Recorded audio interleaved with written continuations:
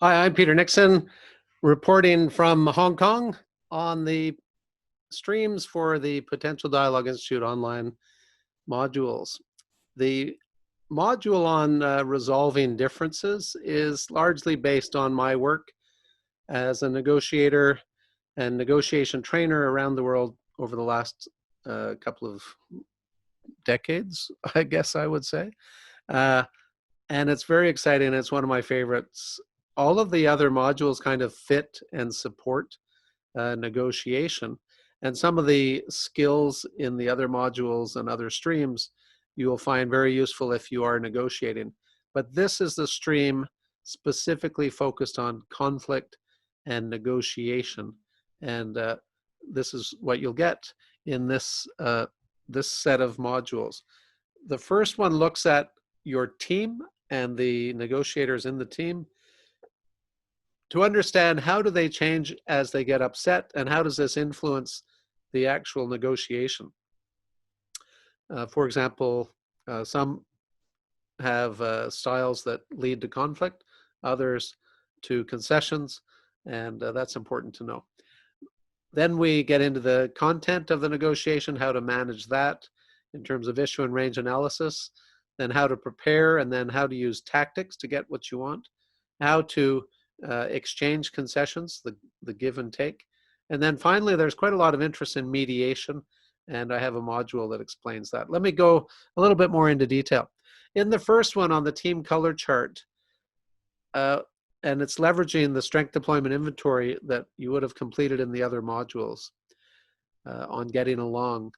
This is where we help you identify how your behavior changes as conflict escalates, something we call your conflict sequence. From stage 0 when things are going well to stage 1 in the first phase of opposition, stage 2 things escalate, stage 3 it really gets bad to the end of your rope. And this is really important to know. And once you know that for yourself, it's also useful to know for your team, because then you can get a team color chart, and that helps identify your strengths and weaknesses as a team. So that's what we do in the first module, and that proves very important. In the second one, I like to call this kind of the science of negotiation, how to actually identify the issues, identify the measures and the units and the range for each of the issues that you want to negotiate. Now, there are between 5 and 8 categories of issues. Typically, you'll have issues related to financial matters, people issues, quality issues, timing issues, scoping issues. Those are, some of the most common categories. But every category of issues can have many, many issues. For example, just on price, on finance issues, what's the price? When do you want to get paid? What's the currency? What percentage will be held back on a particular contract, et cetera, et cetera. So this is where we get into the details. And our clients find our experience very helpful in helping them identify the issues and how to conceptualize the issues and then negotiate the issues once they've done their homework. This is how you do that. In the next module, we get into preparation for the negotiation meetings. That's based on what's in the book, but we've broken it down very clearly in terms of what would good negotiators do, what do great negotiators do, and what do optimal negotiators do. And some of the things you have to prepare include how do you prepare your people, how do you prepare the process of the meetings and your actual negotiation, how do you prepare the content. And most people only prepare content, and they don't even do that very well. So this is your session. And remember, all of these modules apply specifically to your scenarios. And this is where we would take your scenario and help you prepare. And we'll in your particular group, your online group, some people will get chosen based on their case or their willingness to volunteer their case, and they will get collective advice and advice from me, but all of you get to learn how to use the process to prepare for your actual case. So great application of online learning to live situations you face at work. The next module goes into tactics. In my book on negotiation, we list some 270 tactics. Tactics are behaviors that people use to influence others, to regain process control, and to basically get what they want. And through our research, we found some connection between tactics and motivational styles, motives, as you would have learned in other modules on getting along with others.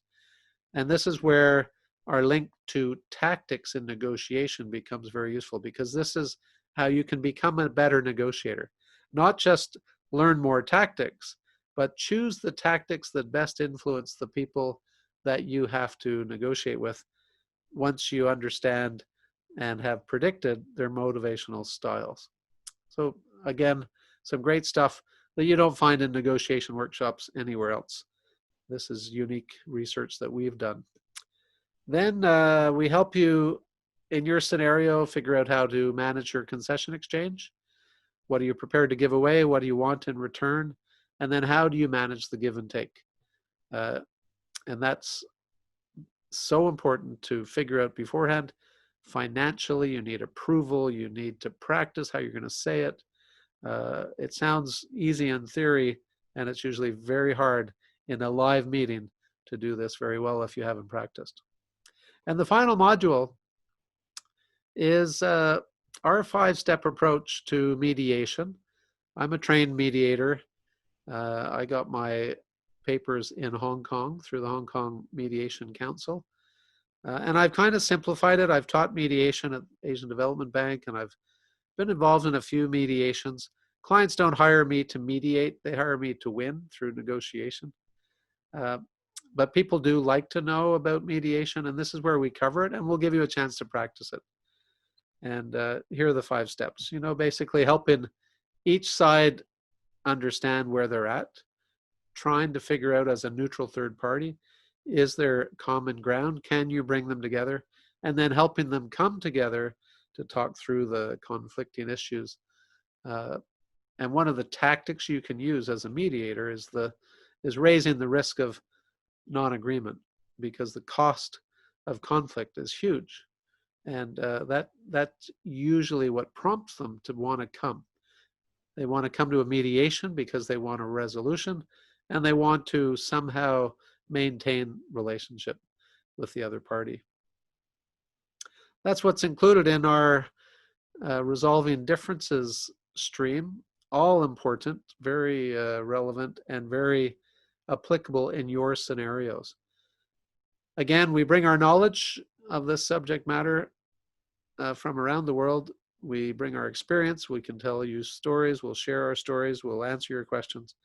And most important, we'll give you technique in your specific scenarios. And that makes all the difference.